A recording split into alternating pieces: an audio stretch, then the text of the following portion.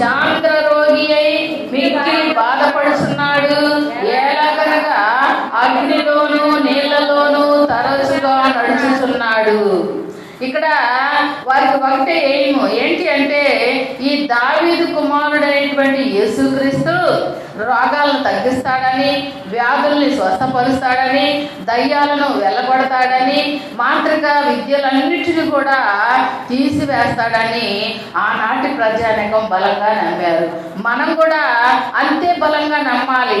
ప్రభువు మనల్ని కూడా అప్పుడున్న దేవుడు ఇప్పుడున్నాడు, అప్పుడు జరిగే అద్భుతాలు ఇప్పుడు జరుగుతూ ఉన్నాయి, అయితే అవి మన కళ్ళకి కనపడడం లేదు. ఎందుకు కనపడడం లేదంటే వాటిని మనం గ్రహించలేని స్థితిలో ఉన్నాం, ప్రభుకి ప్రార్థన చేయలేని స్థితిలో ఉన్నాం, ప్రభువుని అడిగి పొందలేనటువంటి స్థితిలో మనం ఉన్నాము. అలా ఉండడానికి ఒకే ఒక కారణం ఉన్నది. కొరింథీయులకు రాసిన 2వ పత్రిక 4వ అధ్యాయము 4వ వచనాన్ని చూస్తే దేవుని యొక్క అద్భుతాలు, ఆశ్చర్యాలు, ఆయన జరిగించేటువంటి స్వస్థతలు మనకి తెలియకపోవడానికి కారణం అక్కడ స్పష్టంగా రాయబడింది.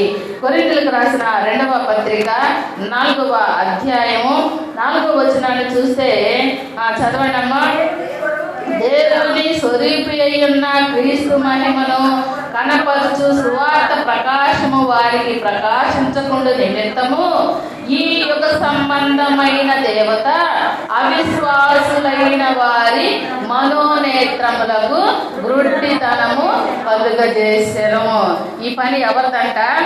సాతాను యొక్క పని, వెలుగుదోత యొక్క పని, అపవాది పని. ఎప్పుడు కూడా విశ్వాసుల్ని ఎలా అవిశ్వాసులుగా చెయ్యాలి, భక్తి పరుల్ని ఎలా భక్తి లేకుండా చెయ్యాలి, మంచిగా ఉన్నవారిని ఎలా చెడుగా తిప్పాలి, దాని పని అంతా అదేనంట. ఒకసారి ఇలాగే ఒక తల్లి దయ్యము, పిల్ల దయ్యము